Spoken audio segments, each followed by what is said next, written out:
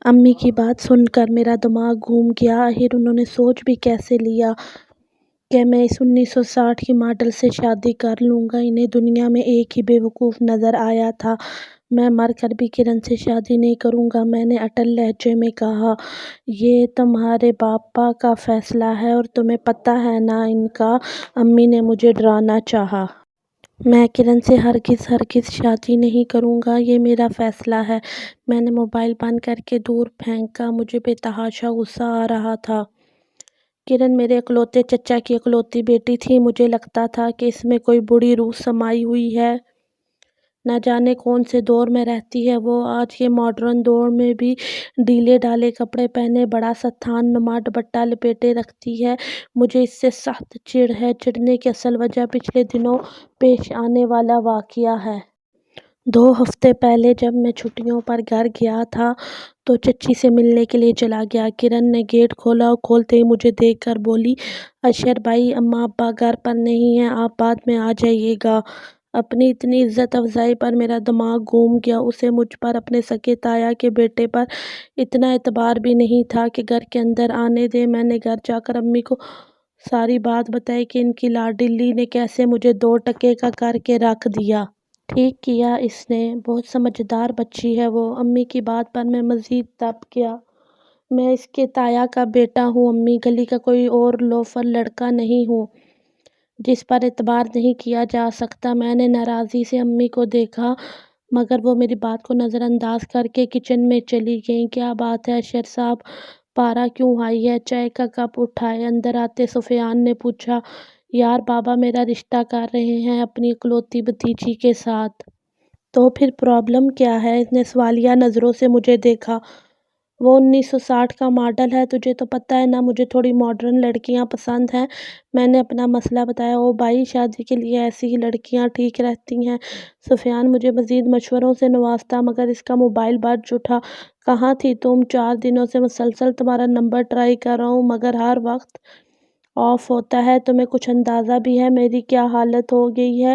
4 دن ہو گئے ہیں میں نے کچھ نہیں کھایا۔ سفیان کال ریسیو کرتے ہی شروع ہو گیا۔ میں آنکھیں پھاڑے اس کا جھوٹ سنتا رہا۔ ابھی دوپہر میں بریانی کی 3 پلیٹیں چٹ کر گیا، صبح میں حلوہ پوڑی کا ناشتہ۔ وہ اکثر لڑکیوں سے اس طرح کے جھوٹ بولتا رہتا تھا۔ جانے یہ کون ہے، حذا، منزہ، سدرا، محجوبین یا کوئی اور؟ کیا ایسا کچھ نہیں ہو سکتا سدرا، تم صاف انکار کر دینا۔ میں تمہارے بغیر مر جاؤں گا۔ اگر تم کسی اور کی ہو گئیں تو میں اپنی زندگی ختم کر لوں گا۔ میں نے غور سے سفیان کے چہرے کو دیکھا۔ اس کے چہرے کے تاثرات اس کی آواز سے بالکل مختلف تھے۔ آواز سے وہ بہت بے چین اور پریشان لگ رہا تھا جبکہ اس کے چہرے پر سوائے ایک کمینی سی مسکراہٹ کے کچھ نہ تھا۔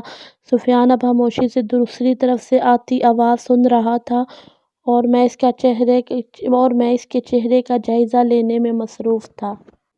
سدرا، مجھے اپنے پاؤں پر کھڑا ہونے میں ٹائم لگے گا، ایسے تو پاپا نہیں مانیں گے۔ چلو ٹھیک ہے، میں اپنے گھر والوں سے بات کروں گا، تم ہاں مت کرنا۔ اگر تم نے کہیں اور شادی کی تو تمہاری ڈولی سے پہلے تمہارے سفیان کا جنازہ اٹھے گا۔ سفیان کی بات سن کر میری ہنسی چھوٹ گئی۔ یہ ڈائیلاگ میں نے کسی فلم میں سنا تھا۔ اوکے، میں خود کو کوئی نقصان نہیں پہنچاؤں گا۔ تم کل آؤ گی نا پارک میں، وہیں بات ہوگی، بائے۔ سفیان نے فون بند کیا تو میں نے اس سے پوچھا، یہ سدرا کا کیا چکر ہے؟ وہی جو 110 لڑکیوں کا مسئلہ ہے کہ ماں باپ ان کی شادی کرنا چاہ رہے ہیں مگر وہ میرے سوا کسی سے شادی نہیں کریں گی، سفیان نے شرارت سے کہا۔ تو سدرا کو کیوں ورغلا رہا ہے؟ کہہ دے کہ خاموشی سے، جہاں اس کے ماں باپ کہہ رہے ہیں شادی کر لے۔ میں کیوں کہوں جب اسے خود خیال نہیں؟ وہ کہہ رہی ہے کہ وہ میرے بغیر مر جائے گی تو میں نے بھی کہہ دیا کہ میں بھی تمہارے بغیر مر جاؤں گا، سفیان ڈٹھائی سے بولا۔ تو مجھے اس پر غصہ آیا۔ اسے سچ سچ بتا دے کہ تو اس کے ساتھ فلرٹ کر رہا تھا۔ یار اچھی خاصی عزت دار فیملی ہے، کیوں تماشا بنا رہا ہے ان کا؟ میں نے اسے سمجھانا چاہا۔ عزت دار فیملی، اتنے ہی عزت دار ہیں تو اپنی بیٹی پر نظر کیوں نہیں رکھتے؟ سفیان کے لہجے میں حقارت تھی۔ میں بس اسے دیکھے گیا، اسے سمجھانا بہت مشکل تھا۔ میں یونیورسٹی سے آتے ہی سو گیا تھا۔ جب میری آنکھ کھلی تو سفیان آئینے کے سامنے کھڑا تیاری میں مصروف تھا۔ کہاں کے ارادے ہیں یار؟ میں نے اس کی تیاری دیکھتے ہوئے پوچھا۔ پارک جا رہا ہوں سدرا سے ملنے، اس نے مسکراتے ہوئے بتایا۔ میں اسے سمجھانے کی نیت سے کچھ کہنا چاہا مگر وہ میرا ارادہ بھانپ گیا۔ اشر دیکھ اب ناز سے نہ بن جانا، تجھے پتہ ہے نا مجھے نصیحت کرنے والے لوگ زہر لگتے ہیں۔ اس کی بات سن کر میں نے اسے سمجھانے کا ارادہ ترک کر دیا اور دوبارہ سونے کی کوشش کرنے لگا۔ دروازہ زور سے بند ہونے پر دوبارہ آنکھ کھلی۔ سفیان شدید غصے میں کمرے میں داخل ہوا۔ میں نے کھڑکی سے باہر کا جائزہ لیا تو حیران رہ گیا میں کتنی دیر تک سوتا رہا تھا۔ باہر اندھیرا پھیل چکا تھا۔ میں اٹھا اور منہ پر پانی کے چھینٹے مار کر سستی کو کم کرنا چاہا۔ جب میں کمرے میں لوٹا تو سفیان کسی کو گالیاں دینے میں مصروف تھا۔ ایڈیٹ بچ! وہ سمجھتی کیا ہے خود کو؟ اس جیسی ہزاروں صبح و شام سفیان رضا کے اشاروں پر ناچتی ہیں۔ میں اس جیسی مڈل کلاس لڑکیوں کو گھاس تک نہیں ڈالتا۔ کون؟ کس کی بات کر رہے ہو؟ میں نے اسے پانی کا گلاس تھماتے ہوئے پوچھا۔ سدرا کی۔ پہلے مجھے پارک میں بلایا، پورے 2 گھنٹے اس کا ویٹ کیا، فون کیا تو بولی سفیان میں نہیں آ سکتی، میری مجبوری کو سمجھو۔ سفیان نے اس کی نقل اتاری۔ اوہو، باڑ میں جائے وہ اور اس کی مجبوری، ایک بار مل جائے تو اس کا وہ حال کروں گا کہ وہ یاد رکھے گی۔ سفیان نے جوتے اتار کر دیوار پر دے مارے اور واش روم میں گھس گیا۔ جانے کیوں مجھے خوشی ہو رہی تھی کہ سدرا نہیں آئی۔ یار آج شام سعود کی طرف چلنا ہے، بڑا فن ہوگا وہاں آج۔ میں نوٹس بنا رہا تھا جب سفیان کی آواز میرے کانوں سے ٹکرائی۔ سعود یونیورسٹی کا کافی نامی گرامی لڑکا تھا اور اس کی شہرت بالکل اچھی نہیں تھی۔ وہ کسی ایم پی اے کا بھتیجا تھا، اسی وجہ سے اس نے کھلی غنڈہ گردی مچائی ہوئی تھی۔ نہیں یار میں نہیں جا سکوں گا، میں نے صاف انکار کیا۔ کیا مطلب نہیں جا سکوں گا؟ میں نے تجھے لانے کے لیے اسپیشل کہا ہے۔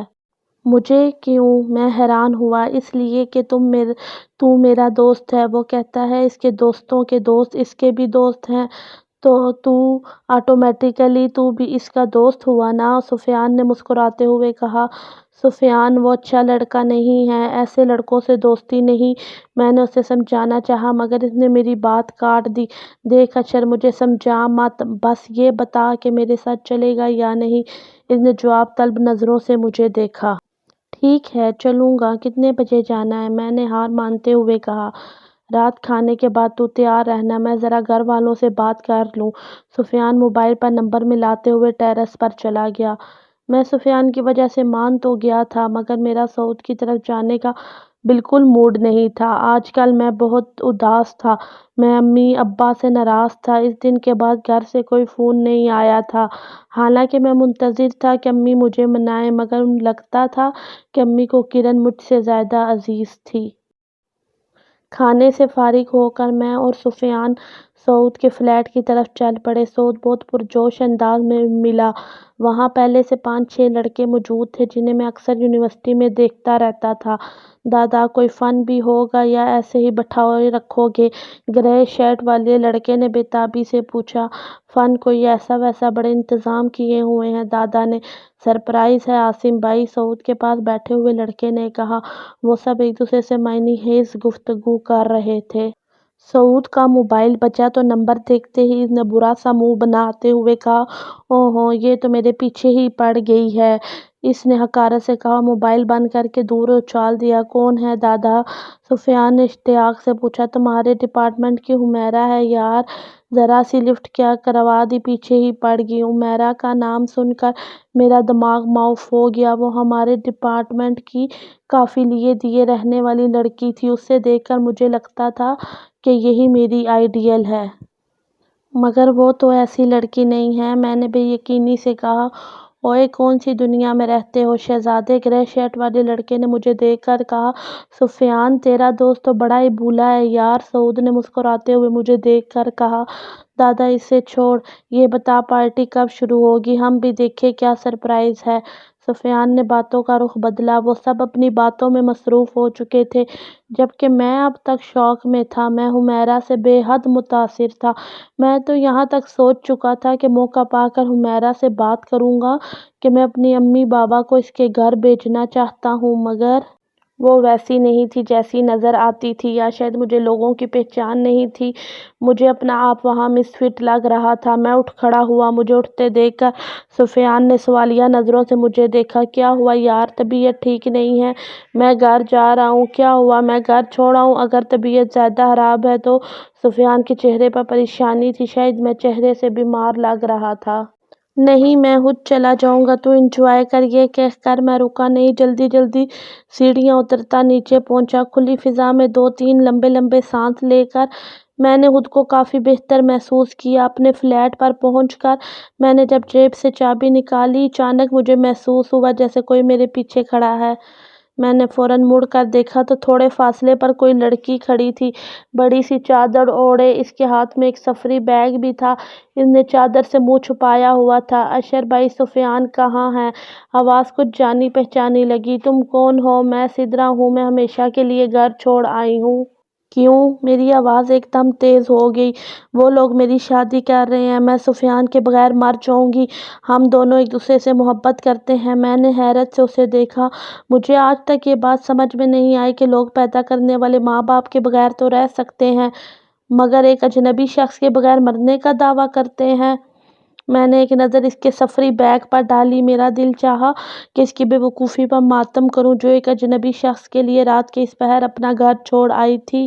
تمہیں معلوم بھی ہے، تم جس لڑکے کے لیے گھر چھوڑ کر آئی ہو، وہ روزانہ 50 لڑکیوں کو یہی کہتا ہے کہ وہ ان سے محبت کرتا ہے، وہ ان کے بغیر مر جائے گا۔ وہ ایسا نہیں ہے۔ سدرا کو میری بات پر یقین نہیں آیا۔ تم جانتی کتنا ہو اسے؟ جمعہ 8 دن ہوئے ہیں تمہیں اس سے بات کرتے ہوئے۔ وہ پرانا کھلاڑی ہے۔ اگر میں تمہیں بتا دوں کہ تمہارے بارے میں کیسے کیسے الفاظ استعمال کرتا ہے تو تمہارا دل چاہے گا کہ کسی قریبی نالے میں ڈوب کے مر جاؤ۔ اور تم منہ اٹھا کر اس طرح چلی آئیں، اپنے ماں باپ کی عزت کا پاس نہیں ہے تمہیں؟ مجھے سدرا پر بے تحاشا غصہ آ رہا تھا۔ مجھے محسوس ہوا وہ رو رہی ہے۔ تمہاری بھلائی اسی میں ہے کہ واپس چلی جاؤ، ابھی بھی کچھ نہیں بگڑا۔ وہ آہستہ آہستہ قدم اٹھاتی سیڑھیوں کی طرف بڑھ گئی۔ مجھے خیال آیا، رات کے اس پہر اس کا اکیلے جانا ٹھیک نہیں ہے۔ رکو! میری آواز پر وہ رک تو گئی تھی، مگر اس نے مڑ کر نہیں دیکھا۔ میں تمہیں چھوڑ آتا ہوں۔ میں اس سے تھوڑے فاصلے پر چلنے لگا۔ مجھے محسوس ہوا وہ مسلسل روئے جا رہی ہے۔ اچھا ہے، ابھی رو لے، نہیں تو اسے پوری زندگی رونا پڑتا۔ سڑک پر اکا دکا گاڑیاں چل رہی تھیں۔ میں اس کے گھر سے تھوڑے فاصلے پر رک گیا۔ وہ اپنے گھر کی طرف بڑھنے لگی تو میں نے اسے پکارا، سنو، آئندہ یہ غلطی کبھی بھی مت کرنا۔ لڑکیاں جب رات کے اس پہر اکیلی گھر سے نکل جاتی ہیں تو بے ایماں ہو جاتی ہیں۔ تمہارے ماں باپ کہہ رہے ہیں وہاں شادی کر لو، اور وہ کبھی تمہارا برا نہیں چاہ سکتے، کیونکہ دنیا میں صرف ماں باپ کا رشتہ ایسا ہے جو بے غرض ہے۔ اس نے مڑ کر مجھے ایک نظر دیکھا۔ اس کی آنکھوں میں تاشکر تھا۔ وہ جلدی سے گھر کے گیٹ کی طرف بڑھی۔ دروازے پر ذرا سا زور ڈالا تو وہ کھلتا چلا گیا۔ لگتا تھا اس کے گھر والوں کو ابھی تک خبر نہیں ہوئی تھی۔ میں نے اللہ کا شکر ادا کیا اور فلیٹ کی طرف چل پڑا۔ مجھے اپنے اندر سکون اترتا ہوا محسوس ہو رہا تھا۔ میں نے سوچ لیا تھا، صبح ہوتے ہی گھر فون کر کے امی بابا سے معافی مانگوں گا اور انہیں بتاؤں گا میں کرن سے شادی کے لیے تیار ہوں۔ مجھے ان کا فیصلہ منظور ہے۔ انہوں نے میرے لیے بہترین انتخاب کیا ہے۔ مجھے یقین ہے کہ وہ کبھی میرا برا نہیں سوچ سکتے۔